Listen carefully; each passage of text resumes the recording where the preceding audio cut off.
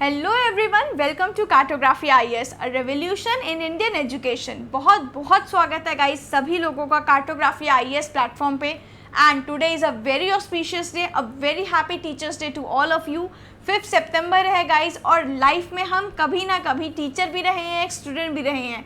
Life में ने भी हमें काफ़ी कुछ सिखाया है, और जो मेरी वीडियोस देख रहे हैं आप सभी के लिए मेरी तरफ से टीचर्स डे पे 2 पंक्तियाँ प्लीज़ ध्यान से सुनिएगा गाइस। गुरु बिना ज्ञान नहीं, ज्ञान बिना आत्मा नहीं हो सकते हैं। गुरु बिना ज्ञान नहीं और ज्ञान बिना आत्मा नहीं हो सकते हैं। एक किताब एक कलम, एक किताब एक कलम, एक बच्चा और एक शिक्षक दुनिया बदल सकते हैं। बिल्कुल सही गाइस, बिल्कुल सही इस लाइन ने कहा है, और हम कार्टोग्राफी आईएएस इसी लाइन को प्रूफ करने के लिए आए हैं। आप लोगों की वे ऑफ लर्निंग को हम बिल्कुल बदलना चाहते हैं, और ऐसे बदलना चाहते हैं कि आपकी सक्सेस एक तो इजीली आपको मिले और टाइमली मिले। दोनों बहुत ही इंपॉर्टेंट है गाइस। जितनी मेहनत रेलिवेंट है उतनी मेहनत लगे और टाइमली आपको सक्सेस अचीव हो, उसके लिए हम काफ़ी सारे इनोवेटिव टेक्निक्स लाए हैं। और उसी इनोवेटिव टेक्निक्स में से आज एक टेक्निक की गाइस क्लास है, B2M सीरीज़ में आपको कराऊंगी। मैं गाइस आपकी मेंटोर प्रियंका, और आपके साथ आज एक बहुत ही अमेजिंग सेशन की शुरुआत करने वाली हूँ।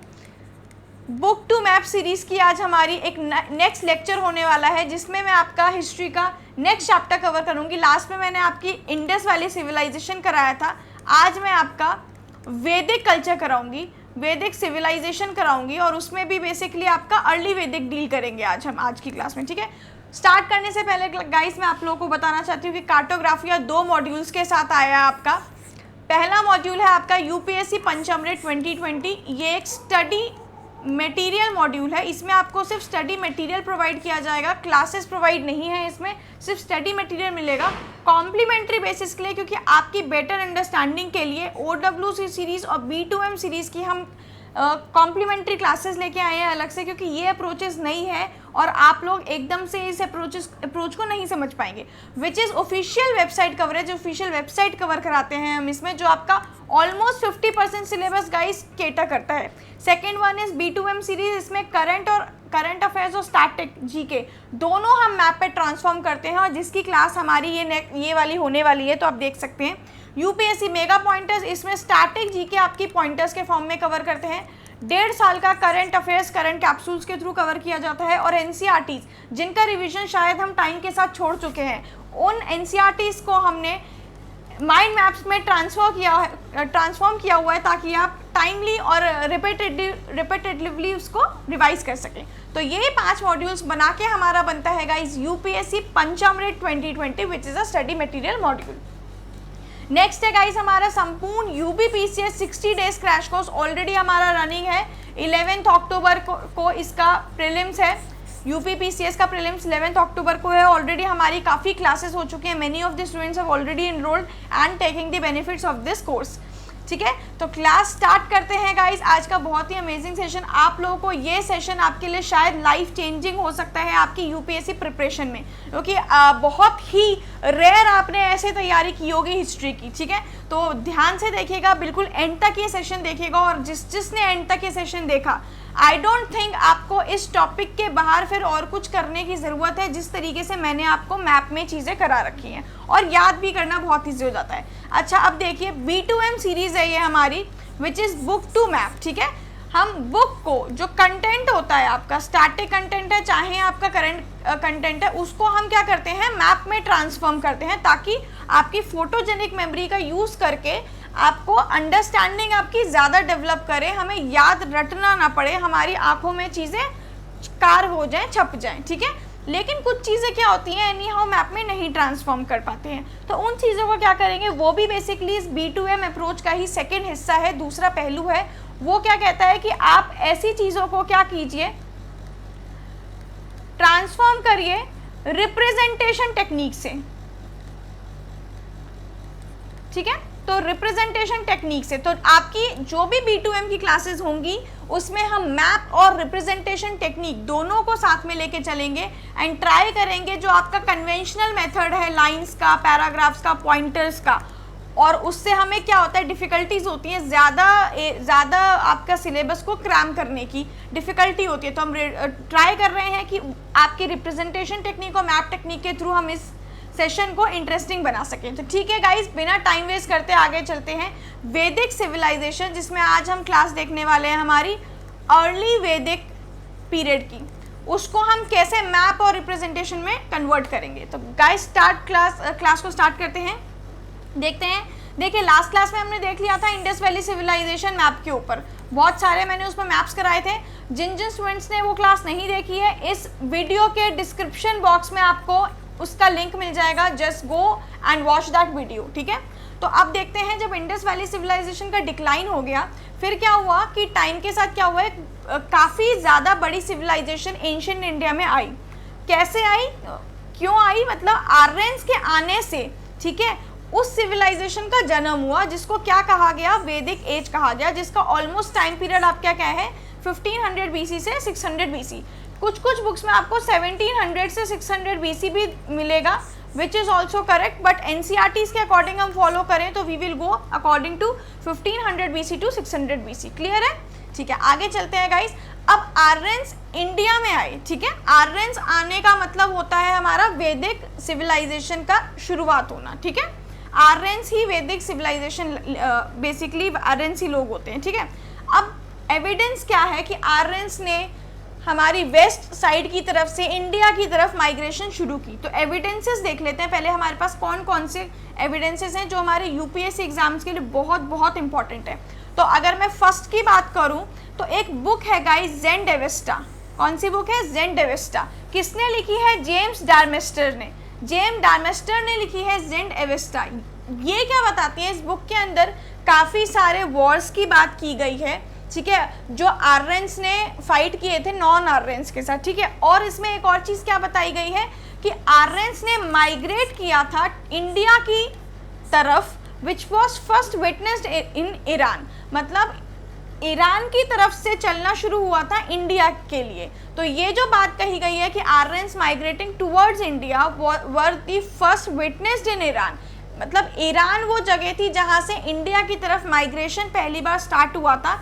ये जो बात की गई है ये ज़ेन डेविस्टा में की गई है। It is a classical text of Iran written by James Darmesteter, French author है गाइस, ठीक है। तो पहली हमारी बुक इंपॉर्टेंट हो गई ये। फिर एविडेंस, सेकेंड एविडेंस देखते हैं। सेकेंड एविडेंस क्या है हमारा, मिटानी इंस्क्रिप्शन। अब क्या था, मिटानी बेसिकली एक एम्पायर थी आपकी इराक और सीरिया के साइड की, ठीक है। इराक, ये देख सकते हैं आप इधर, ये एरिया, ये पोर्शन क्या हो जाता है आपका, इराक एंड सीरिया, ठीक है। तो मिटानी एम्पायर क्या थी, इसने धीरे धीरे क्या किया था, वेस्ट साइड क्या किया था, एक्सपैंड किया था। तो जब वेस्ट साइड एक्सपैंड किया था तो मिटानी जो एम्पायर थे उनके राजाओं ने किससे फाइट की, ईरान के रूलर्स से फाइट की, ठीक है। ईरान की जो भी वहाँ पे उस टाइम पे ट्राइब्स थी और अफगानिस्तान की जो आपकी ट्राइब्स थी उधर उन्होंने फाइट की, ठीक है। तो यहाँ पे क्या है, मिटानी इंस्क्रिप्शन दो चीज़ों के बारे में बताता है। उन्होंने बताया कि हाँ वॉर्स हो रहे थे किसके बीच में, आर्यंस के बीच में और अफगानिस्तान और ईरान के लोगों के बीच में, ठीक है। तो ये बातें कहाँ कही गई हैं, मिटानी एम्पायर में की गई है, मिटानी इंस्क्रिप्शन में की गई है, ठीक है। तो अगर आपसे कोई नॉर्मल क्वेश्चन पूछे कि मिटानी एम्पायर जो है कहाँ, किस एरिया का है गाइस, तो इराक और सीरिया का एम्पायर है, ठीक है। सेकेंड आते हैं, थर्ड आते हैं हम। थर्ड बात करते हैं आपका कैसीट इंस्क्रिप्शन। अब ये क्या है, बहुत ही इंपॉर्टेंट है आपका कैसीट इंस्क्रिप्शन।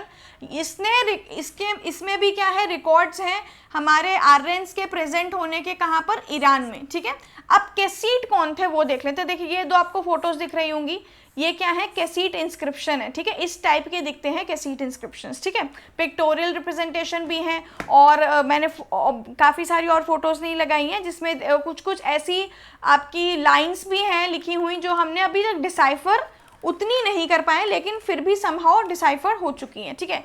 तो अब कैसीट्स कौन थे, देखिए कैसीट्स आपने सुना होगा कि बेबीलोनिया जो एम्पायर थी, जब उसका फॉल हुआ था, जब वो चली गई थी, ठीक है, जब वो ख़त्म हो गई थी, तो उस टाइम पे बेबीलोनियन एम्पायर जब ख़त्म हो गई थी तो उस जगह पे किन लोगों ने बेसिकली रूल किया था, वो लोग कौन थे, कैसीट्स थे। तो बेबीलोनियन एम्पायर जस्ट ख़त्म होते ही कौन से लोग आए हैं, कैसीट्स एम्पायर के लोग आए हैं, ठीक है। ये कौन है बेसिकली, नॉर्थ ईस्ट के लोग हैं आपके, एंशियंट नॉर्थ ईस्ट वर्ल्ड के अगर रिस्पेक्ट में हम देखेंगे, ठीक है। तो कैसीड्स आपके कौन है, और ये बेसिकली कहाँ पर है, ये भी आपके इराक, सऊदी अरब, ठीक है, अरेबियन प्लेट्यू में आपके इनका एक्सपेंशन आप देख सकते हैं, ठीक है। फिर देखते हैं अब कुछ थ्योरीज हैं जिसके रिगार्डिंग जो बात करता है कि आर्यंस कहाँ से आए हैं, तो अलग अलग थ्योरीज हैं, तो एक बार वो भी देख लेते हैं मैप के थ्रू। देखिए बहुत इजी हो जाएगा आपको ऐसे याद करना। देखिए सबसे इम्पॉर्टेंट जो है, हम सभी ने सुना होगा मैक्स म्यूलर की थ्योरी। मैक्स म्यूलर ने कहा था कि जो आपके, एक सेकेंड में पेन चेंज कर लूँगा इस, मैक्स मिलर ने कहा था कि जो आपके आर्यंस हैं वो कहाँ से आए हैं, they have come from central Asia. तो जो सबसे इंपॉर्टेंट है दिस इज मैक्स मिलर, ठीक है। मैक्स मिलर ने आपसे कहा था कि Aryans have come from central Asia. तो एक तो ये है बहुत इंपॉर्टेंट जो हम सभी को पता है, कुछ और भी इंपॉर्टेंट देख लेते हैं, ठीक है। फिर एक है ये आपको तुर्कमेनिस्तान है ये एरिया, ठीक है, आपका तुर्कमेनिस्तान। किसने कहा था, हर्सफेल्ड ने कहा था कि जो आर्यंस हैं वो तुर्कमेनिस्तान से आए हैं, कहाँ, इंडिया। ये कमिंग ऑफ आर्यंस हम देख रहे हैं ऑब्वियसली टू इंडिया, ठीक है ना। भारत में आर्यंस कहाँ से आए हैं वो हम देख रहे हैं मैप के थ्रू। तो मैक्स म्यूलर ने कहा था कि सेंट्रल एशिया से आए हैं, आपके इस एरिया से, ठीक है ना, इस एरिया से, ठीक है। हर्सफेल्ड ने कहा था आपके तुर्कमेनिस्तान से आए हैं इंडिया की तरफ। फिर स्वामी दयानंद सरस्वती जो है हमारे, ठीक है, इंडियन रेवोल्यूशनरी, उन्होंने कहा कि तिब्बत से आए हैं ये लोग, ठीक है, क्योंकि उन्होंने जब ऑब्जर्व किया तो ये जो मैक्स मिलर की थ्योरी के अकॉर्डिंग काफ़ी सारे लोग नेपाल एरिया तक आ चुके थे, नेपाल चाइना एरिया तक। तो स्वामी दयानंद सरस्वती ने जब अपनी ऑब्जर्वेशन दी तब they were already in the Tibet area. तो मतलब जो उन्होंने अपनी ऑब्जर्वेशन ये दी थी, तो उन्होंने जो फैक्ट्स एंड फिगर्स निकाली थी तो उनके अकॉर्डिंग ये लोग तिब्बत से आए थे, ठीक है। तो स्वामी दयानंद सरस्वती के according Aryans have come from Tibet. फिर अगर मैं एक और अपने इंडियन रेवोल्यूशनरी की बात करूं, बाल गंगाधर तिलक, उनके अकॉर्डिंग आर्यंस आए हैं पोलर रीजन से, और उसमें भी अंटार्कटिका एरिया से। उन्होंने ये थ्योरी कहाँ से दी थी, हमारी जो कॉन्टिनेंटल ड्रिफ्ट थ्योरी है उसके अकॉर्डिंग बोला था। क्यों, क्योंकि जो आपका ये पोलर रीजन है अंटार्कटिका और ऑस्ट्रेलिया आपका क्या था, एक टाइम पे पार्ट था किसके, अफ्रीका के कुछ हिस्से का, ठीक है। फिर वो टूटा और एक इंडो ऑस्ट्रेलियन प्लेट बनी। इंडो ऑस्ट्रेलियन प्लेट बनने से पहले अंटार्कटिका क्या था, इसका एक हिस्सा था, लेकिन अंटार्कटिका नीचे चला गया और इंडो ऑस्ट्रेलिया प्लेट फिर टूट के ऑस्ट्रेलिया आपकी इधर आ गई और इंडिया आपका ऊपर चला गया। तो उस थ्योरी के अकॉर्डिंग बाल गंगाधर तिलक जी ने कहा है कि Aryans have come from Antarctica, that is polar region. फिर अगर मैं बात करूं तो एक जगह है गाइस बैक्टीरिया से आए हैं आर्यंस इंडिया में। ये चीज किसने कही है, जेसी रोड ने। किसने कही है, जेसी रोड ने, कि बैक्टीरिया से आए हैं हमारे कौन, आपके आर्यंस। अच्छा, अब बैक्टीरिया कौन सी जगह है, बेसिकली आपने देखा होगा, आपने सुना होगा पामीर प्लेटू। ये देखिए पामीर प्लेटू लिखा है मैंने, ये पामीर प्लेटू, ये जो ब्लू डॉट दिख रहा है आपको, ये पामीर प्लेटू है। पामीर प्लेटू के थोड़ा सा आप साउथ वेस्टर्न जाएंगे अगर, ठीक है, साउथ वेस्टर्न जाएंगे तो एक जगह है बैक्टीरिया, उसमें कहा गया है कि जेसी रोड ने कहा है कि वहां से आए हैं कौन, हमारे आर्यंस।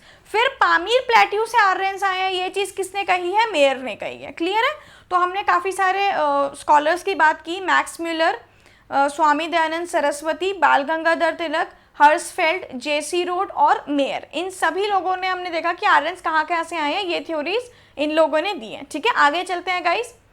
अब हमने देख लिया कि आर्यंस कहाँ से आए हैं। अब जब आर्यंस आ गए तो ऑब्वियसली सिविलाइजेशन, मैंने आपको लास्ट क्लास में ही बताया था, लास्ट B2M सीरीज में भी, कि सिविलाइजेशन जनरली कहाँ पे होती है, जहाँ पे हमारा वाटर होता है, रिवर्स होती है। जैसे हमने देखा था कि इंडस की ट्रिब्यूटरीज पे हमारी इंडस वैली सिविलाइजेशन स्थापित की गई थी। सिमिलरली हमारी जो अर्ली वैदिक लैंड की रिवर्स हैं, वो टोटल 7 रिवर्स हैं हमारी, टोटल 7 रिवर्स हैं अर्ली वैदिक लैंड की हमारी, ठीक है, जिसमें 7 रिवर्स हमारे इंपॉर्टेंट हैं, ठीक है। कौन कौन सी हैं देख लेते हैं। The very first is Jhelum, जिसका एंशियंट नाम था वित्सता, ठीक है, वित्सता। क्या नाम था, वित्सता, ठीक है। झेलम का एंशियंट नाम था आपका वित्सता। ये इंपॉर्टेंट है, पेपर में आता है, आपकी रिवर्स का नाम होता है और उसका एंशियंट नेम पूछ लेते हैं, या एंशियंट नेम गिवन होता है, आपसे पूछ लेते हैं कि जो उसका करंट ओरिजिनल नेम है वो क्या है रिवर का, या फिर मैच द फॉलोइंग आ जाती है, ठीक है। तो क्लियर है आपको ये। सेकेंड रिवर की अगर मैं आपसे बात करूं तो स्वाट रिवर है, जो आज की डेट में पाकिस्तान में एक स्वाट वैली है, वहाँ स्वाट वैली से बेसिकली कहा जाता है कि स्वाट वैली से भी क्या है, आर्यंस हमारे आए हैं। तो स्वाट वैली पे ही हमारी स्वाट रिवर है, उसी की हमारी जो एंशियंट नाम है वो क्या है, Suvastu. Suvastu is a ancient name of Swat. तो ये जो स्वाट रिवर है आपकी कहाँ पे फॉल करती है गाइस, पाकिस्तान में फॉल करती है। क्लियर है। फिर आते हैं हम तीसरी रिवर पे अपनी, चेनाब पे, जिसका एंशियंट नेम क्या है, अस्किनी। चेनाब का एंशियंट नेम क्या है आपका, अस्किनी। चेनाब किसकी ट्रिब्यूटरी, हम सबको पता है इंडस की ट्रिब्यूटरी है, ठीक है। फिर फोर्थ रिवर पे आते हैं राबी। राबी का जो आपका एंशियंट नेम है वो क्या है, Parushni. Parushni is the ancient name of Ravi which is another tributary of आपकी कौन सी, इंडस। तो ये देख लीजिए, ये मेन है आपकी इंडस रिवर, ठीक है। इसकी ये ट्रिब्यूटरी जो है आपकी क्या है, वो झेलम है, ठीक है। ये तो खुद ही क्या है आपकी इंडस है, ठीक है। ये क्या है, झेलम है, जिसका एंशियंट नेम क्या था, वित्साता, ठीक है। फिर आपका अगली है चेनाब, जिसकी एंशियंट नेम क्या है, अस्किनी। फिर राबी, जिसका एंशियंट नेम क्या है, पुरुषिनी, ठीक है। फिर ब्यास, ब्यास भी क्या है, किसकी ट्रिब्यूटरी है हमारी, आपकी इंडस की ट्रिब्यूटरी है। तो उसका एंशियंट नेम क्या है, व्यापस। ध्यान से देखिएगा, ब्यास का एंशियंट नेम क्या है, व्यापस, ठीक है, व्यापस। फिर सतलुज, सतलुज भी आपकी किसकी ट्रिब्यूटरी है, इंडस की ट्रिब्यूटरी है। यहाँ पे ये चीज़ गलत मार्क है, ठीक है ना, इंडस की ट्रिब्यूटरी है सतलुज भी आपके, जिसका एंशियंट नेम क्या है, सुतुद्री। सुतुद्री, ये बहुत इंपॉर्टेंट है, पेपर में ये सुतुद्री आ चुका है, ठीक है। अस्किनी आ चुका है आपके एग्जाम में ऑलरेडी, और आपका पुरुषिनी आ चुका है। तो ये तीनों रिवर्स ऑलरेडी हमारे लिए इंपॉर्टेंट है। तो 6 रिवर्स हमने देख ली। सातवीं जो हमारी रिवर है विच इज रक्षी, ठीक है। रक्षी क्या है, उसका ओरिजिनल नेम है which is a tributary of क्या, आपकी सरस्वती रिवर की है, दृशदवती। दृशदवती इसका क्या है, एंशियंट नेम है रिवर रक्षी का। तो these are the 7 rivers of early Vedic land. इस मैप के थ्रू आप देख सकते हैं, नोट्स आपको इसी डिस्क्रिप्शन बॉक्स में मिल जाएंगे, ठीक है। चलिए आगे चलते हैं। फिर बात करते हैं हम अर्ली वैदिक पीरियड की ट्राइब्स की, कि कौन कौन सी हमारी इंपॉर्टेंट ट्राइब्स हैं। तो 6 प्रोमिनेंट ट्राइब्स थी हमारी अर्ली वैदिक लाइफ में, ठीक है। अर्ली वैदिक पीरियड में ट्राइब्स बहुत सारी हैं, लेकिन जो मेन 6 हैं उसकी बात कर लेते हैं। जो सबसे बड़ी ट्राइब है वो कौन सी है, भारत। सबसे बड़ी ट्राइब कौन सी है, भारत। ये आपको दिख रही है फर्स्ट नंबर पे, ये, ठीक है। मैं ज़्यादा मार्क नहीं करूँगी, नहीं तो हौच पौच हो जाएगा मैप में। ये जो फर्स्ट है आपकी वो क्या है, भारत। ये सबसे बड़ी ट्राइब है, बिगेस्ट ट्राइब है, क्योंकि सबसे ज़्यादा पॉपुलेशन जो है भारत की ही क्या है, कवर करती है। और ये आपका क्या है, अगर मैं बात करूँगी, आपका पूरा सिविलाइजेशन है अर्ली वैदिक सिविलाइजेशन। तो आधे से ज़्यादा ईस्ट, मतलब पूरा का पूरा ईस्टर्न वैदिक सिविलाइजेशन जो है वो क्या है, लगभग क्या है, भारत की पॉपुलेशन से क्या है, बना हुआ था, ठीक है। और अगर इंडिया में बात करूं तो पंजाब की मैक्सिमम, पंजाब का सारा एरिया क्या है, भारत का हमारा कवर करता है। दूसरी अगर मैं बात करूं तो कौन सी हमारी सिविलाइजेशन है, जो ट्राइब है वो है यादू, ठीक है। क्लियर है, यादू। ये देखिए, ये जो इस टाइम 5th नंबर पे है। फर्स्ट देख लिया हमने भारत और यादू। फिर हमारी है अनुस। अनुस कौन सी है हमारी, देखिए ये है अनुस, ठीक है। अनुस का है हमारी ऑलमोस्ट क्या है, इंडिया से, इंडिया और जो आपका पाकिस्तान, राजस्थान और पंजाब का बॉर्डर है, और थोड़ा सा पाकिस्तान वहाँ पे फॉल करती है। उस एरिया में ये सारी ट्राइब्स क्या है, रिसाइड करती थी, ठीक है। फिर अगर मैं थर्ड की बात करूँ तो कौन सी है, पुरुष। ये देखिए, ठीक है, ये पुरुष। क्लियर है। फिर अगर मैं आपकी फोर्थ की बात करूँ तो कौन सी है, थुरवसा। थुरवसा देख लीजिए, ये रही, ठीक है। इंडिया में सारी फॉल करती हैं, ठीक है। और 6th एंड लास्ट क्या है हमारी, ध्रुहयास। ध्रुहयास देख लेते हैं, आपकी ये वाली क्या है, आपकी ट्राइब है। तो ये 6 इंपॉर्टेंट ट्राइब्स हैं जो हमारी इंडिया में है। इससे हम ऐसे भी क्वेश्चंस को सॉल्व कर सकते हैं कि ईस्टर्न वैदिक सिविलाइजेशन में कौन सी थी, या वेस्टर्न इंडिया में कौन कौन सी ट्राइब्स हैं हमारी, ठीक है। वो सारे क्वेश्चंस हम मैप के थ्रू क्या कर सकते हैं, इजीली कैटर कर सकते हैं। आगे चलते हैं, ट्राइब्स देख ली हमने। अब बात करते हैं, बहुत सारी छोटी छोटी बैटल्स हुई थी, लेकिन उतनी ज़्यादा बैटल्स नहीं है जो हम बाकी एंशिएंट हिस्ट्री में अपनी देखते हैं। महाजनपदा से आपकी काफ़ी सारी बैटल्स होना शुरू हो गई थी, लेकिन आपकी इस टाइम अगर हम देखेंगे तो उतनी बैटल्स नहीं थी। लेकिन जो सबसे प्रोमिनेंट बैटल थी वो कौन सी थी, आपकी दसराज बैटल, जिसे बोलते हैं आप बैटल ऑफ 10 किंग्स, ठीक है। ये अभी मैंने आपको बताया था कि एक ट्राइब है जो सबसे इंपॉर्टेंट है, कौन सी, Bharat tribe. Bharat tribe versus 10 kings. ये 10 किंग थे, जिनमें 5 आर्यंस थे और 5 नॉन आर्यंस थे। अब मैं शॉर्ट में आपको इसकी स्टोरी बता देती हूँ। देखिए क्या था, जो आपका भरत ट्राइब है, जो सबसे बड़ी ट्राइब है, ठीक है ना, उसमें क्या होता है, जो सबसे बड़ा आपका सेंट होता है, जो सबसे बड़े गुरु होते हैं, जो सारे यज्ञ कराते हैं, तो उनसे ऊपर कोई नहीं होता, तो सुप्रीम पावर होती है सेंट की, उनको क्या बोलते हैं, भरत ट्राइब्स के जो वो सुप्रीम सेंट होते हैं उन्हें क्या बोलते हैं हम, ब्रह्मा ऋषि। तो ये ब्रह्मा ऋषि एक पोस्ट होती है जो क्या होता है, टाइम के साथ लोगों को मिलती रहती है। तो हुआ क्या था, ब्रह्मा ऋषि पहले कौन थे आपके, विश्वामित्र, ये देख रहे हैं विश्वामित्र। अब विश्वामित्र ने क्या किया, बेसिकली ये क्या थे, एक नॉन आर्यन थे, तो इनको रिप्लेस किया किसने, वशिष्ठ जी ने। वशिष्ठ एक और सेंट हमारे, ठीक है, एक और साधु, तो इन वशिष्ठ जी ने रिप्लेस किया विश्वामित्रा को। और विश्वामित्रा जब ब्रह्मा ऋषि थे भरत के, ठीक है, भरत ट्राइब के, और वशिष्ठ ने रिप्लेस किया, तो विश्वामित्रा को क्या हो गया, गुस्सा आया, और उन्होंने सोचा कि ये एक नॉन आर्यंस की वजह से मुझे हटा दिया गया, विच इज़ नॉट अप्रोप्रिएट, ठीक है। तो उन्होंने क्या किया, उन्होंने डिसाइड किया कि बैटल होगी पूरे भारत ट्राइब के बीच में और हमारे बीच में। तो उन्होंने कुछ कुछ आर्यंस को और नॉन आर्यंस को इकट्ठा किया, तो टोटल 10 राजा उनके साथ आए, और उनकी इस लड़ाई को जिसने हेड किया उनका क्या नाम था, पुरुक्षा, ठीक है, पुरुक्षा। अब ये कौन सी ट्राइब के थे, थुगक, जो मैंने आपको बताया थुगवसास ट्राइब, या जो मैंने आपको दूसरा नाम बताया था इसका, तुर्वसा ट्राइब, ये देखिए ये वाली, ठीक है, ये तुर्वसा ट्राइब और ये भरत ट्राइब, ठीक है। तो तुर्वसा ट्राइब के थे कौन, पुरुक्षा, जिन्होंने इस बैटल को लीड किया था, जो किसकी तरफ से लड़े थे, विश्वामित्रा की तरफ से लड़े थे। सिमिलरली उनके सामने कौन लड़ा था, वशिष्ठ, जो हमारे गुरु थे वो लड़े थे, जो वशिष्ठ बेसिकली सेंट हैं वो लड़े थे। अब वो खुद तो लड़ेंगे नहीं, बीइंग एन ब्राह्मण, तो उन्होंने किनको भेजा, सुदास को भेजा, ठीक है। सुदास भी एक क्या थे, राजा थे। तो अब सामने से कौन लड़ा है, सुदास वर्सेस पुरुषका की लड़ाई हुई, ठीक है। तो पुरुषा और सुदास की जब लड़ाई हुई तो सुदास जीत गए। इनडायरेक्टली कौन जीत गया, ये रेड साइन आप देख रहे हैं, जो टिक लगा है, दैट मीन्स किसी के बीच में ब्लैक बैटल हुई है, ये वो साइन है जो मैंने बनाती हूँ हमेशा। वशिष्ठ जीते हैं और विश्वामित्रा जी हारे हैं। तो ये जो आपका जो क्रॉस है दैट मीन्स वो बैटल हार गए, और टिक मतलब वो बैटल जीत गए, ठीक है। तो वशिष्ठ क्या है, बैटल जीते हैं, और विश्वामित्र जी हारे हैं। इनडायरेक्टली सुदास क्या थे, वो बैटल जीत गए थे, और उनको एक टाइटल मिला था, कौन, थ्रा सदस्य, थ्रा सदस्य, जिसका मतलब है किलर ऑफ एनिमीज, ठीक है, थ्रा सदस्य। तो बेसिकली क्या हुआ, आपकी ये बैटल हुई जो काफ़ी ज़्यादा एक बड़े स्केल पे हुई थी, और पूरे के पूरे आपके जो वैदिक कल्चर है उसकी सबसे बड़ी बैटल आप दसराज बैटल को जानते हैं, इस नाम से जानते हैं। और इस पे ऑलरेडी क्वेश्चन यूपीएससी पूछ भी चुका है, ठीक है, प्रीलिम्स में ही पूछ चुका है, मेंस में ही पूछ चुका है, और जिन स्टूडेंट्स को ऑप्शनल है वो तो डेफिनेटली इसकी इंपॉर्टेंस जानते होंगे, ठीक है ना। तो Dasraj battle plays a very important battle in whole Vedic culture, ठीक है।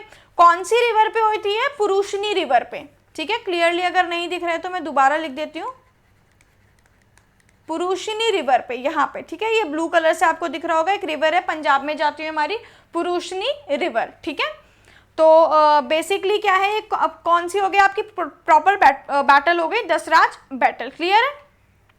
अच्छा, कमेंट सेक्शन में बताओ पुरुषनी रिवर की कौन सी रिवर है, मैंने अभी आपको क्या बताया था, राबी रिवर है, ठीक है ना। चलिए आगे चलते हैं, होपफुली आपको बैटल भी समझ आई होगी। अब बात करते हैं वहाँ की सोसाइटी के बारे में, ट्राइबल पॉलिटिकल फॉर्मेशन के बारे में, कि कैसी पॉलिटिकल सोसाइटी थी, इकोनॉमिक कल्चर क्या था, ठीक है, उनका रिलीजन कैसे था, ठीक है, वो सारी बात करते हैं, ठीक है। तो ये देखिए, ये है अब बुक टू मैप है ज़रूर है, लेकिन मैंने क्या बताया था, दूसरा पहलू क्या है हमारा, रिप्रेजेंटेशन फॉर्मेशन का। तो रिप्रेजेंटेशन फॉर्मेशन के थ्रू हम देख लेते हैं चीज़ें। देखिए पॉलिटिकल फॉर्मेशन कैसे थी, या जो वो ट्राइब्स थे बेसिकली, तब तो जनजातियां ही थी ना, वो लोग जो ट्राइब्स है वो क्या था, कैसे उन्होंने फॉर्म किया था। सबसे छोटी जो स्मॉलेस्ट यूनिट है आपकी, ये क्या है, आपके एडमिनिस्ट्रेटिव यूनिट्स है, और हम ये देखेंगे कौन इनको हेड करता है, ठीक है। जो स्मॉलेस्ट यूनिट है आपकी वो क्या होती है, फैमिली होती है, ठीक है। तो फैमिली को क्या बोलते हैं हम, अर्ली वैदिक पीरियड में कुल बोलते हैं। इसको कौन हेड करता है, गृहपति, बेसिकली जो हेड ऑफ द फैमिली होता है। और वो कौन होता है, जनरली पैट्रियार्कल सोसाइटी होती है तो कौन होता है, मैन होते हैं, ठीक है ना, मैन होता है। ठीक है। फिर कुल बहुत सारी फैमिलीज को मिला के क्या बना, विलेज बनी। तो जो हमारी सेकंड इंपॉर्टेंट यूनिट है, जो सेकंड लेवल पे यूनिट है, वो क्या है, विलेज है, जिसको क्या बोला गया है अर्ली वैदिक में आपका ग्राम, और उनको हेड कौन करते हैं, ग्रामनी। क्लियर है। बहुत सारी विलेजेस मिला के हमने क्या बनाया, विशु बनाया, या फिर जिसको बोलते हैं विश बनाया। उसको हेड कौन करता है, विश्यपति। क्लियर है। और बहुत सारे हमने विशु बना के, या बहुत सारे जो हमारी ये फॉर्मेशन है विशु की, उसको एक साथ इंटीग्रेट करके क्या बना, पूरी की पूरी एक ट्राइब बन गई, जिसको हमने क्या बोला, गण बोला। ठीक है, गण बोला या जना बोला, जन या गण। उसको हेड कौन करता है, गणपति। क्लियर है। अब इन सभी लोगों के ऊपर एक बंदा रूल करता है, जिसको हम कहते हैं एक, उसको क्या कहते हैं, किंग, या क्या बोलते हैं दूसरे फॉर्म में, राजन। अब देखिए, राजन जो है किंग है, ठीक है। उनको 3 लोग होते हैं जो असिस्ट करते हैं। एक होता है पुरोहित, जो प्रीस्ट होता है, साधु संत जो आपके होते हैं, ठीक है। एक होता है आपका वहाँ उन्हीं के कोर्ट का युवराज, जो नेक्स्ट पॉसिबल किंग होगा, ठीक है, प्रिंस। और तीसरा कौन उन्हें आपका बेसिकली उनको सजेशन देते हैं, सेनानी, जो उनके चीफ कमांडर होते हैं। तो एडमिनिस्ट्रेटिव पोस्ट अगर हम देखें तो किंग की जो काउंसिल के अंदर 3 इंपॉर्टेंट पोस्ट हैं, purohit which is priest, Yuvraj which is prince, and senani which is chief commander. तो हमको ये वर्ड्स याद रखने हैं कि सेनानी कौन है, पुरोहित कौन होता है, और युवराज कौन होता है। डायरेक्ट क्वेश्चन ऐसे आ जाता है कि पुरोहित कौन है, प्रीस्ट है। क्लियर है। तो ये हमने देखा ट्राइबल पॉलिटिकल फॉर्मेशन। अब उसी के आगे चल के हम देखते हैं और कि पॉलिटिकल जो स्ट्रक्चर है वो क्या होता है। ठीक है, पॉलिटिकल स्ट्रक्चर मतलब आज की डेट में जैसे क्या है, विधानसभा है, लेजिस्लेटिव असेंबली, उस टाइम पे भी विधानसभा जैसा कुछ था। तो क्या था वो देखते हैं। 3 तरीके की बॉडी थी आपकी, ठीक है। पहली समिति, सभा और विधाता। जो सबसे बड़ी आपकी अथॉरिटी थी वो क्या थी, समिति थी। समिति के अंदर सभी लोग अलाउड थे, आपके जितने भी मेल फीमेल, मेल भी अलाउड थे और फीमेल भी अलाउड थी, ठीक है। और दूसरे स्टेज पे क्या था आपका सभा, जिसमें फीमेल्स अलाउड नहीं होंगी, लेकिन कौन कौन पार्ट लेगा, फैमिली के हेड पार्ट लेंगे, और जो बूढ़े लोग हैं, जो एल्डर हैं, जो एक्सपीरियंस जिनके पास ज़्यादा है, वो पार्ट लेंगे। तो समिति और सभा 2 इंपॉर्टेंट हैं। अब समिति और सभा का जो डिसीजन है वो किंग पे, जिसको हमने क्या बोला था, राजन बोला था, राजन पे उनका डिसीजन क्या है, बाइंडिंग है, बाध्य है। सभा और समिति का डिसीजन किंग पर बाइंडिंग होगा, लेकिन विधाता जो तीसरी बॉडी है उसका डिसीजन बाइंडिंग नहीं होगा, वो क्या होता है, नॉन बाइंडिंग। अब विधाता में किस टाइप के लोग होंगे, जो ये विश्यपति लेवल देखा था हमने, तीसरा वाला आपका ये ग्राम के जो मिला के, सारे ग्राम को मिला के हम क्या बनाते हैं, विशु बनाते हैं, उनको कौन हेड करता है, विश्यपति। और ऐसे ही बहुत सारे विश्यपति को कोलैबोरेट करके हमने एक ऑर्गेनाइजेशन बॉडी बनाई थी, उसको क्या बोलते हैं, विधाता। क्लियर है। तो ये विश्यपति लेवल पे होता है। इनका डिसीजन क्या होता है, बाइंडिंग नहीं होता किंग के ऊपर। अब बात करते हैं इनकी लेजिस्लेटिव असेंबली किस टाइप की होती है, ठीक है। तो जो बताया मैंने कि सभा और समिति, इनकी मतलब ये तीनों क्या है, बेसिकली लेजिस्लेटिव असेंबली ही है। सभा और समिति आपकी गण लेवल पे है या जन लेवल पे है, ठीक है। और आपका विधाता किस लेवल पे है, विशु लेवल पे है, जो मैंने आपको बताया। ये देखिए, जो आपका टॉप मोस्ट लेवल है ट्राइबल का, उस पे आपका क्या है, सभी सभा और समिति। इस पे आपकी क्या है, सभा और समिति, ठीक है। और आपका विशु लेवल पे क्या है आपका, विधाता, ठीक है। क्लियर है। अब जो मैंने ये ऑलरेडी आपको बता दिया कि समिति क्या है, एक सबसे बड़ी अल्टीमेट अथॉरिटी है, जिसका डिसीजन फाइनल है। इन तीनों में अगर सबसे बड़ी बॉडी होगी तो वो कौन सी होगी, समिति होगी, फिर सभा और उससे छोटी विधाता। तो आई होप आप लोगों को ये भी गाइस क्लियर होगा कि लेजिस्लेटिव असेंबली उस टाइम में कितनी थी, 3 थी, सभा, समिति और विधाता। सभा और समिति का डिसीजन किंग के ऊपर बाइंडिंग था, विधाता का डिसीजन बाइंडिंग नहीं था। सभा में हमारे एल्डर लोग आते हैं और हेड ऑफ द फैमिली आते हैं, और समिति में सभी इंपॉर्टेंट लोग आते हैं, इनफैक्ट इसमें वुमेन्स को भी इंक्लूड किया गया है। और विधाता में कौन आते हैं, विश्यपति लोग को इंक्लूड किया गया है और उनकी एक अथॉरिटी बनाई गई है। क्लियर है। और इन सभी में सबसे जो बड़ी अथॉरिटी है वो कौन सी है, सुप्रीम अथॉरिटी कौन सी है, समिति, उसके बाद सभा और उसके बाद विधाता। क्लियर है। चलिए आगे चलते हैं। पॉलिटिकल स्ट्रक्चर देख लिया, अब बात करते हैं इकोनॉमिक लाइफ की, अर्ली वैदिक पीरियड की। क्या इकोनॉमिक लाइफ है, देखिए जो मेन 2 चीज़ें हैं कि 2 चीज़ें उनको इकोनॉमी देती थी, राजस्व देता था, पैसे देते थे। किन चीज़ों से, एक कैटल की रियरिंग करने से, रियरिंग ऑफ कैटल, और दूसरा कल्टीवेशन करने से। सेकंड क्या है आपका? Cultivation of crops. तो दोनों को देख लेते हैं एक एक बार करके। देखिए, रियरिंग ऑफ कैटल्स बेसिकली आपकी भेड़, बकरी, गाय, इन सब की क्या करना था? पशुपालन होता था। अब अगर मैं कैटल्स की बात करूँ तो जो काउ थी, जो गाय है आपकी, अर्ली वैदिक पीरियड में उसको सैक्रेड माना गया है, ठीक है ना, कि बेसिकली क्या है, ये इनको पूजना चाहिए, इनको किल नहीं करना, ठीक है। तो अर्ली वैदिक पीरियड के लोगों ने क्या कहा कि गाय जो है वो क्या है? हमारी डॉटर है, डॉटर ऑफ द फैमिली है, हमारी बेटी है, जिसको हमें क्या है बेसिकली संभाल के रखना है। लोग ऐसे कहते हैं ना कि आपका बेटी तो आपकी क्या है? एक धन है जिसको आपको प्रोटेक्ट करके रखना है। तो दुहित्री क्या है? दुहित्री, ये आर है, ठीक है ना। दुहित्री काउ को बोला गया था। तो अगर क्वेश्चन आएगा कि दुहित्री अर्ली वैदिक पीरियड में या वैदिक पीरियड में किससे बोला जाता था? किसको बोला जाता था? सैक्रेड काउ को बोला जाता था। क्लियर है? दूसरा अगर इंपॉर्टेंट वर्ड है तो वो क्या है? अघाया। अघाया क्या होता है? Not to kill the cow, गाय को ना मारने के प्रचलन को क्या कहते हैं? अघाया कहते हैं। क्लियर है? बहुत इंपॉर्टेंट है गाइस ये भी, अघाया। फिर बात आती है गोवेस्ती। गोवेस्ती क्या है? अगर आप अपनी कैटल्स को ढूंढते हैं, ये देखिए, कैटल्स को जब सर्च करते हैं, जब आपकी इधर उधर किंगडम्स में चली जाती है, और उस प्रोसीजर को या उस पूरे सिस्टम को क्या कहते हैं? गोवेस्ती कहते हैं। अघाया मैंने आपको बताया आपकी काउस को ना मारने के प्रचलन को। तो क्या है? If we are not killing the cows को नहीं मारना, ठीक है ना, उसको क्या कहते हैं? अघाया। और दुहित्री क्या होती है? हम इनको पूछते हैं, सेक्रेड काउ होती है, और इसे माना जाता है कि it is the daughter of the family, ठीक है। तो आपका रियरिंग ऑफ कैटल्स के रिलेटेड ये इंपॉर्टेंट टर्म है जो मैक्सिमम है, इसके ऊपर कुछ नहीं है अर्ली वैदिक में आपके लिए।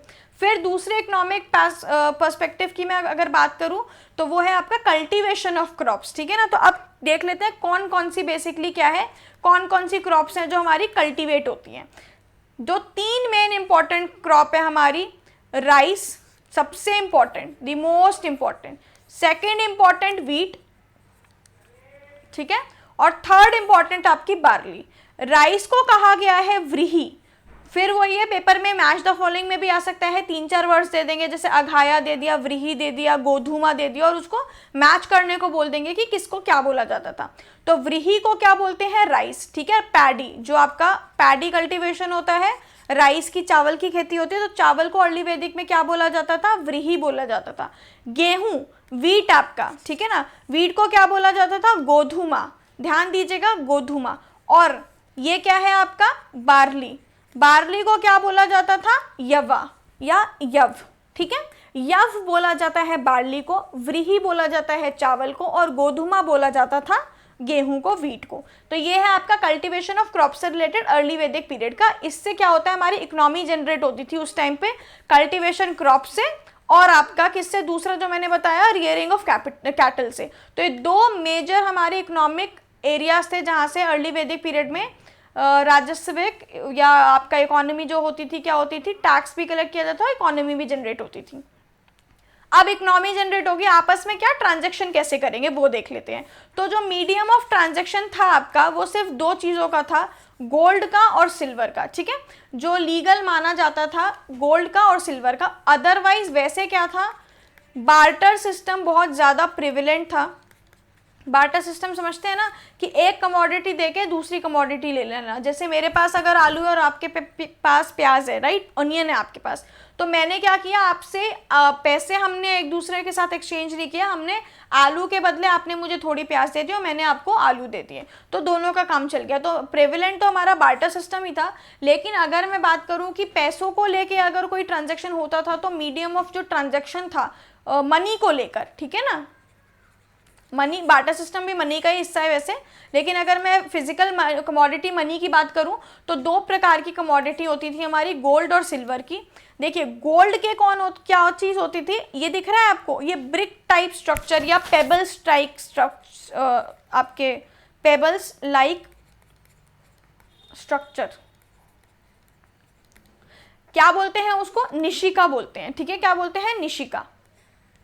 निशिका, एक क्वेश्चन आया था कुछ अभी आपका पंजाब पीसीएस में कि निशिका क्या थे? Nishka were the gold coins. Coins word use किया गया था। सबने क्या रटा हुआ है कि निशिका क्या है, गोल्ड है, तो हमने वो क्या किया था, टिक लगा दिया था। अदरवाइज वो, लेकिन वो आंसर गलत हो गया था। क्यों गलत हो गया था? क्योंकि निशिका जो थे भाई कॉइन्स के फॉर्म में नहीं थे। आपको हर जगह इन्फॉर्मेशन नहीं मिलेगी। निशिका कॉइन्स के फॉर्म में नहीं थे, निशिका पेबल्स या सिलेंड्रिकल फॉर्म में आपके थे जो गोल्ड के बने हुए थे, ठीक है ना। आपका जो क्योंकि गोल्ड कॉइन्स तो हमारे यहाँ पे इशू ही नहीं हुए थे, अगर आपको ध्यान होगा, आगे जाके अभी हम इशू करते हैं उसको, ठीक है ना। सिल्वर के कॉइन्स हमारे थे, जो उसको क्या बोला जाता था, सिल्वर के कॉइन्स को अर्ली वैदिक पीरियड में सतमाना, क्या बोला जाता था, सतमाना। तो सतमाना अगर है तो वो क्या है, सिल्वर है। निशिका है वो गोल्ड है, लेकिन वो कॉइल्स नहीं है आपके, सिलेंड्रिकल या पेबल्स लाइक स्ट्रक्चर है। तो गोल्ड और सिल्वर का हम यूज करते थे मनी ट्रांजेक्शन में। इसके अलावा बार्टर सिस्टम भी प्रेवलेंट था। तो ये तो बात की हमने इकोनॉमिकल ट्रांजेक्शन के बारे में। अब इकोनॉमिक्स की बात की है तो टैक्स भी कलेक्ट होगा, कर भी लिया जाएगा, ठीक है ना। तो कर दो प्रकार के लिए जाते थे, 2 टाइप्स के टैक्सेस होते थे। एक होता था भागा और एक होता था बाली। भागा था कंपल्सरी टैक्स, आपको देना ही देना पड़ेगा। बाली क्या था, वॉलेंट्री ऑफरिंग था। ऑफरिंग वर्ड यूज किया है मैंने, टैक्स वर्ड नहीं यूज किया है। इसीलिए है कि अगर आप अपनी तरफ से ऑफर करना चाहें, आप अपनी तरफ से देना चाहें, तो आप बिल्कुल दे सकते हैं। तो ये क्वेश्चन आ सकता है कि वॉलेंट्री कौन सा है, बाली है, और कंपल्सरी कौन सा है, भागा है। दोनों ही क्या है आपके, लैंड रेवेन्यू टैक्स है, ठीक है ना। अब भूमि कर है आपके दोनों ही। अब कुछ टैक्स सिस्टम के बारे में चीज़ें देख लेते हैं कि तब का टैक्स सिस्टम आपका कैसा था। बिल्कुल भी रेगुलराइज नहीं था, अनरेगुलराइज टैक्स सिस्टम था। अनरेगुलराइज था मतलब किससे क्या कितना लेना है, किस एरिया से कितना लेना है, कितने मतलब कितने एरिया का कितना आपका कर होना चाहिए, कुछ भी रेगुलराइजेशन नहीं थी। तो जब रेगुलराइजेशन नहीं थी तो ऑब्वियस सी बात है कि कोई ऑफिसर भी नहीं होता होगा टैक्स को कलेक्ट करने के लिए। और इसीलिए क्या था, कोई लोग टैक्स दे रहे थे, कोई लोग टैक्स नहीं दे रहे थे। और ये जो कंपल्सरी टैक्स देना होता था वो भी पूरी तरीके से कलेक्ट नहीं हो पाता था, because there was no officer to collect the taxes. तो 2 इंपॉर्टेंट बातें हैं टैक्स कलेक्शन की, that it was un unregularised tax system और there was no officer to collect the taxes, ठीक है। और 2 टैक्सेस हैं हमारे, भागा और बाली। भागा आपका कंपल्सरी टैक्स है और बाली आपका वॉलेंट्री ऑफरिंग है। फिर अगर मैं बात करूं कि सोसाइटी कैसी थी, ठीक है ना, अर्ली वैदिक पीरियड में। देखिए सोसाइटी हमारी क्या थी, बेसिकली पैट्रियार्कल सोसाइटी थी। पैट्रियार्कल मतलब जो हेड ऑफ द फैमिली होंगे वो मेल होंगे, वो फादर होंगे, उनको क्या बोला जाता था, गृहपति। मैंने आपको वो स्ट्रक्चर में भी बताया था जो अभी हमने थोड़ी देर पहले ऐसा स्ट्रक्चर देखा था कि बेसिक यूनिट हमारी कौन सी थी, सबसे स्मॉलेस्ट यूनिट फैमिली थी, जिसको क्या बोलते हैं, कुल बोलते हैं। उसका हेड कौन था, गृहपति ही था, ठीक है। ध्यान दीजिएगा, बैक करके वीडियो देख लीजिएगा अगर कोई कंफ्यूजन हो तो। गृहपति आपका हेड है फैमिली का, ठीक है, जो फादर ही होते थे बेसिकली। सिस्टम, मैरिज सिस्टम कैसा था, मोनोगैमी था। मोनोगैमी मतलब सिंगल मैरिज सिस्टम, मतलब एक ही विमेन के साथ शादी की जाएगी, ठीक है ना, या एक ही मेल के साथ शादी की जाएगी। सिर्फ आपका जो आपका पॉलीगैमी है या बाईगैमी है वो किंग या राजाओं के एम्पायर में सिर्फ देखने को मिलता था अर्ली वैदिक पीरियड में। अदरवाइज जो नॉर्मल फैमिलीज थी वहाँ पे मोनोगैमी पॉसिबल, मोनोगैमी ही होता था। जैसे आज के टाइम में अगर मैं बात करूँ तो आज की डेट में क्या है, मोनोगैमी ही क्या है, अलाउड है। वो बात अलग है, आपका अलग अलग एडल्ट्री हमारा सेक्शन आ चुका है कि वो adultery section Indian penal code का हमारा हटा दिया गया है कि अब एडल्ट्री क्या है, क्राइम नहीं है। तो right now we are having the system of monogamy with the adultery section, ठीक है ना, कि adultery is not a crime right now. Section 497 है आई गेस आईपीसी का, जो आपने थोड़े टाइम पहले न्यूज़ में भी हमारा आ रहा था, ठीक है। तो आगे चलते हैं, बात करते हैं। फिर एक बहुत ही ज़्यादा फेमस स्कॉलर थे, कौन थे, यज्ञवाल्क्य आपके बहुत बड़े ग्रेटेस्ट स्कॉलर थे, जिन्होंने काफ़ी सारी क्या थी, पोएम्स और आपके स्क्रिप्ट्स लिखे थे। और इन्होंने इनफैक्ट जो आपके वेदास को, क्योंकि ये चले थे आगे चल के, इन्होंने क्या बताया था, कुछ स्टार्टिंग करी थी कि हाँ वेदास में ऐसा कुछ होना चाहिए, क्योंकि वेदास तो बाद में लिखे गए हैं, आप सभी को पता होगा। वेदास क्या था, time to time, generation to generation सिर्फ बोलकर सुनाए गए थे। तो जो आपके यज्ञवाल्क्य हैं, he was one of the important scholars जिन्होंने वेदास की क्या है, टीचिंग्स देना शुरू किया था। अब बात करते हैं वर्णा सिस्टम की, क्योंकि हम सोसाइटी की बात कर रहे हैं तो ऑब्वियसली सोसाइटी में क्या आता है, वर्णा सिस्टम आता है। हम आज की डेट में जानते हैं कि टोटल 4 वर्ण होते हैं, ठीक है। लेकिन अर्ली वैदिक की अगर मैं गाइस बात करूं तो अर्ली वैदिक पीरियड में सिर्फ 3 वर्ण थे, ब्रह्मा, क्षत्रिय और वैश्य। जो हम शूद्र 4थे वर्ण को जानते हैं, ये शूद्र जो 4th वर्ण था आपका, वो कहाँ पे जोड़ा गया था आपका, लेटर वैदिक में जोड़ा गया था, जो मैं आपको डिटेल में नेक्स्ट लेक्चर में कराऊंगी। और एक अनटचेबल्स का क्या था, ग्रुप था, जिनको किसी वर्ण में नहीं जोड़ा गया था, जिन्हें बेसिकली क्या बोला गया था, दसाई, दसाई या फिर दास, दास या दसाई कहा गया था इन अनटचेबल्स को, ठीक है ना। इन्हें वर्ण सिस्टम में जो नहीं जोड़ा गया था। लेकिन अगर मैं बिल्कुल स्टार्टिंग की बात कर लूँ, अर्ली वैदिक पीरियड में बहुत ही लेट में जाके वर्ण सिस्टम पहली बात तो शुरू हुआ, और जब शुरू भी हुआ तो सिर्फ 3 वर्ण जोड़े गए, ब्रह्मा, क्षत्रिय और वैश्य, ठीक है ना। ये आप देख सकते हैं, ब्रह्मा, क्षत्रिय और वैश्य। ये जो शूद्र है आपके, जो कॉमन पीजेंट्स होते थे, सर्वेंट्स होते थे, ये हमने कब जोड़े हैं गाइस, लेटर वैदिक पीरियड में जोड़े हैं। ब्राह्मण कौन थे, जो आपके प्रीस्ट थे, जो आपके सेंट थे, जो गुरु थे, जो क्या करते थे, यज्ञ करते थे, या जो पढ़ाते थे, एकेडमिक्स देखते थे। क्षत्रिय कौन थे, वॉरियर्स थे, जो राजा रजवाड़े थे, जो आपके किंग्स थे, जो बेसिकली आपके एम्पायर संभालते थे, ठीक है। वैश्य, मर्चेंट्स, जो आपके कौन होते थे, बेसिकली वैश्य जनरली क्या थे, नॉन आर्यंस लोग थे, जो क्या करते थे, ट्रेडिंग करते थे, ठीक है। और शूद्र तो मैंने बताया लेटर वैदिक में जोड़ा गया। तो देयर वर ओनली 3 वर्ण इन अर्ली वैदिक पीरियड, ठीक है। तो ये थी बात सोसाइटी की। आगे और सोसाइटी में और देखेंगे। विमेंस का पार्ट देखते हैं कि अर्ली वैदिक पीरियड में विमेंस का क्या सीन था, किसमें, अर्ली वैदिक में। लेटर वैदिक की बात नहीं कर रही हूं मैं, ठीक है। अर्ली वैदिक में गाइस विमेन की कंडीशन बहुत अच्छी थी, काफी ज्यादा बेटर थी। लेटर वैदिक में वो कंडीशन बहुत ज्यादा डिटोरिएट हो गई। आपने एक राइटर सुने होंगे, मनुस्मृति सुना होगा आपने, मैंने उल्टा लिख दिया, मनु, राइट, मनुस्मृति आपने सुना होगा, ठीक है ना। तो ये इनकी जो काफ़ी जो एक फेमस बुक है मनुस्मृति, उस बुक की वजह से हमारी क्या है, विमेन की क्या है, इमेज क्या है, टाइम टू टाइम डिटोरिएट होती गई, ठीक है।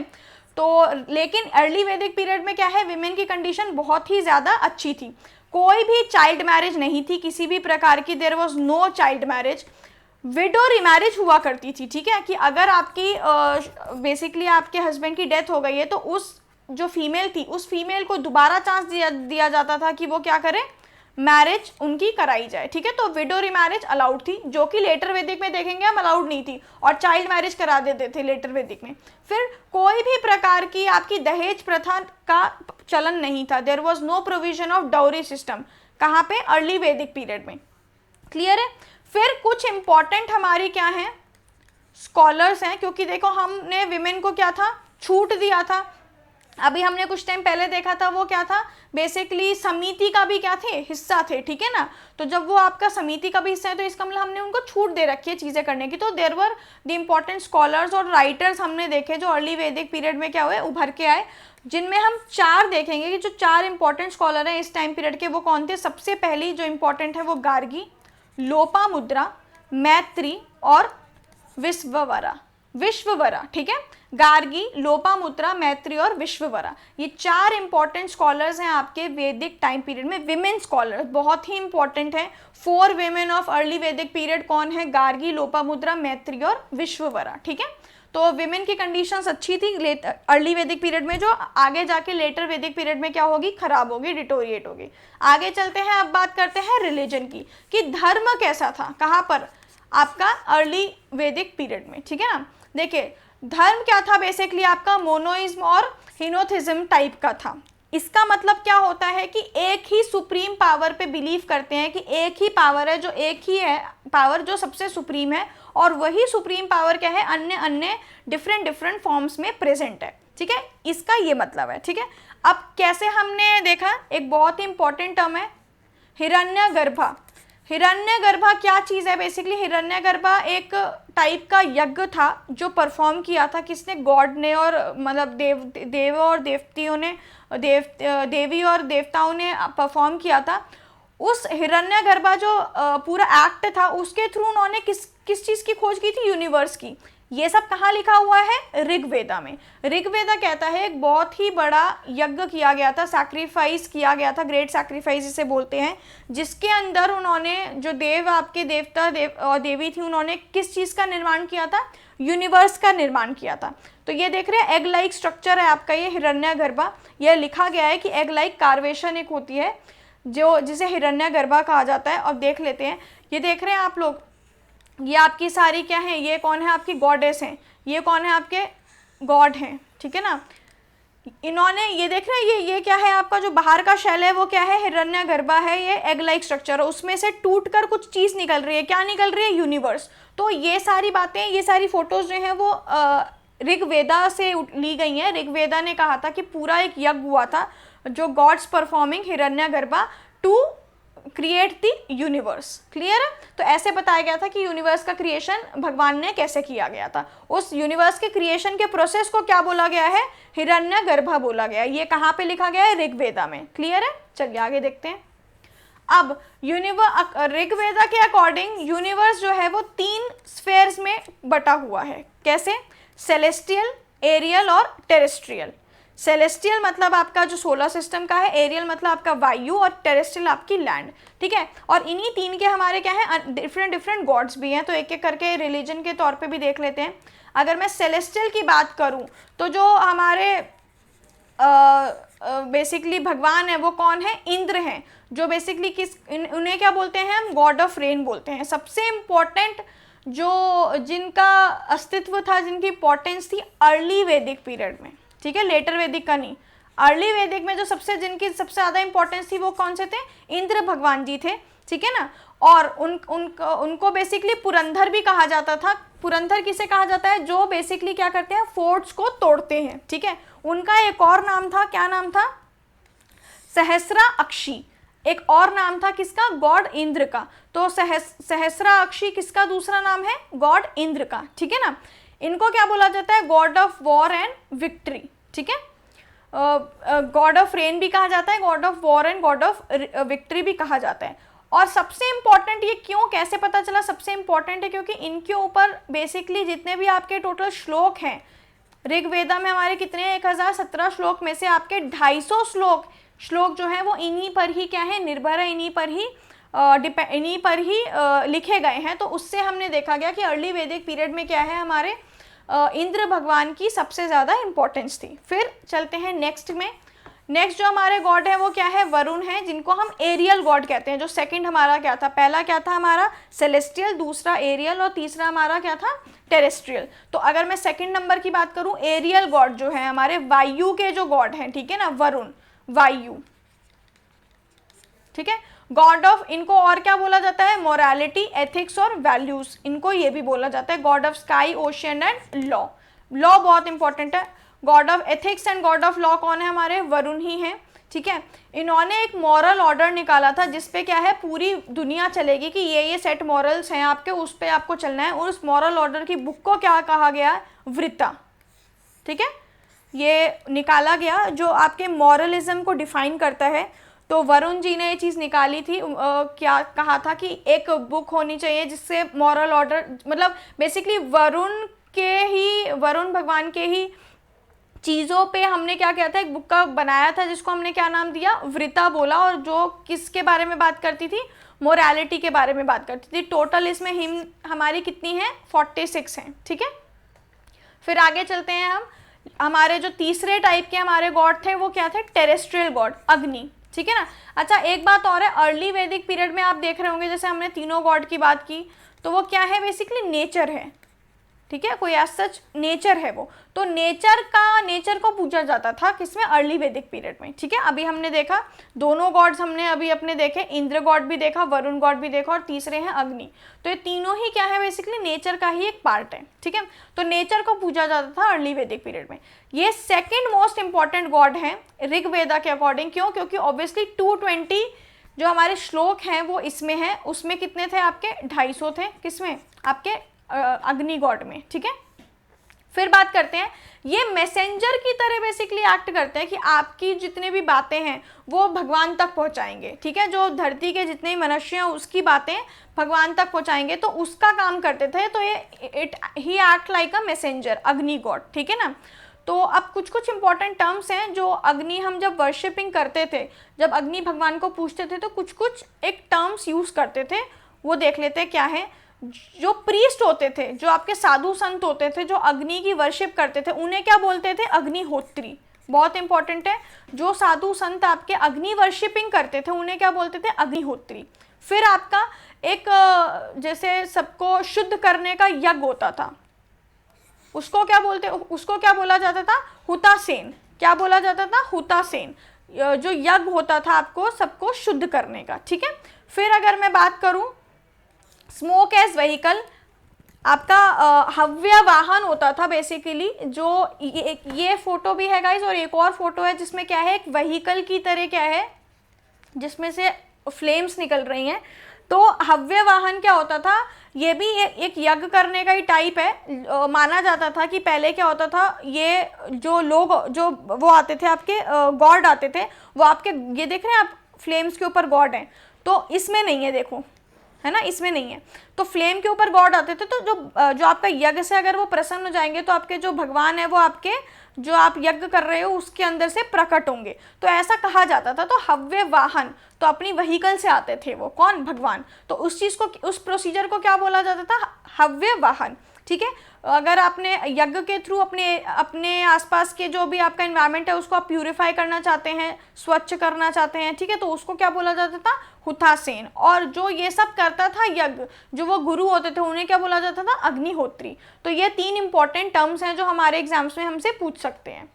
फिर आते हैं कुछ और गॉड्स के ऊपर जो हमारे इंपॉर्टेंट हैं, लेकिन उतनी इंपॉर्टेंस नहीं है जो बाकी 3 गॉड्स की है। एक करके इनको भी देख लेते हैं।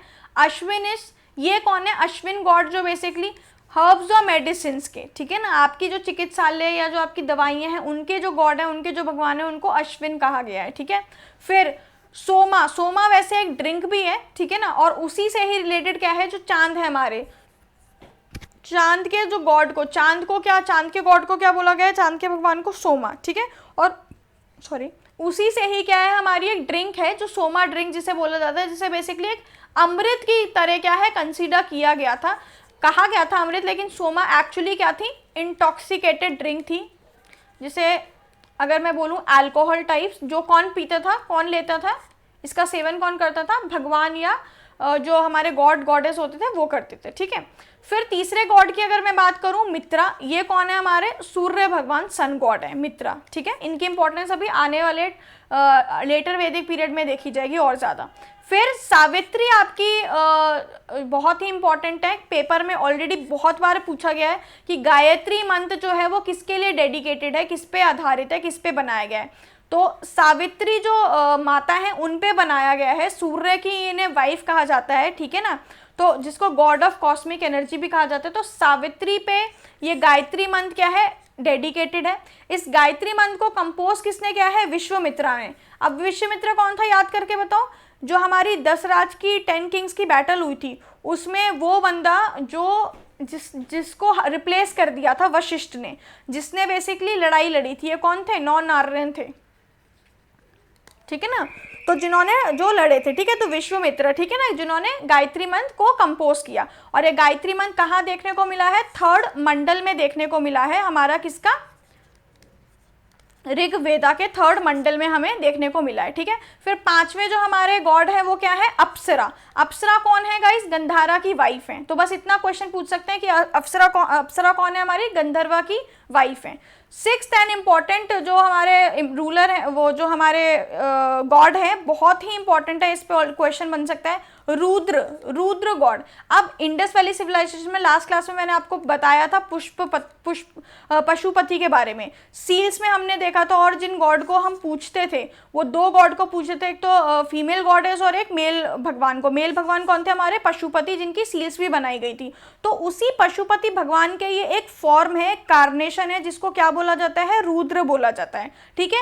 ये क्या थे? एक मात्र ऐसे नॉन आर्यन भगवान थे जिनको आर्यंस ने एक्सेप्ट किया था, ठीक है।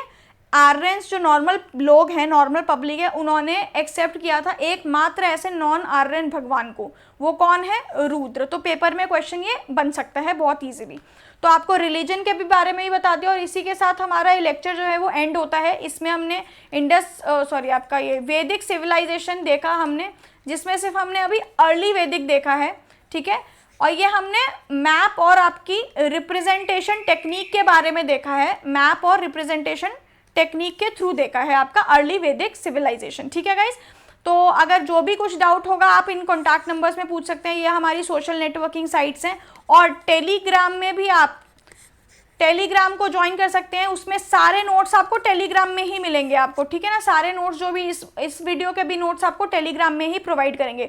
तो मुझे लगता है कि ये क्लास आपको ज़्यादा बेनिफिशियल लगी होगी, और आपको अगर अच्छा लगी और आने वाली क्लासेस भी आप ऐसे ही चाहते हैं इसी टाइप में, तो प्लीज़ कॉमेंट सेक्शन में बताइए कि रिप्रेजेंटेशन फॉर्म में आपको क्या है चीज़ें ज़्यादा समझ आएंगी और याद करने में भी आसानी रहेगी। तो आई होप आप लोगों को आज का लेक्चर अच्छा लगा होगा, और अगर आप लोगों को आप चाहते हैं कि ऐसे ही लेक्चर आपको आगे मिले, तो please let us know, comment section में बताएं कि आपको B2M सीरीज़ और हमारी ये जो रिप्रेजेंटेशन टेक्निक है वो कैसी लग रही है। तो आई होप गाइज आप लोगों को क्लास अच्छी लगी होगी। मिलते हैं नेक्स्ट क्लास में, और ध्यान रखिए अपना, आप लोग स्वस्थ रहिए। कोरोना चल रहा है, अपनी और अपनी फैमिली का भी प्लीज़ ध्यान रखिए। And a very teachers day to all of you again. मिलते हैं गाइज नेक्स्ट क्लास में। Take care and good bye.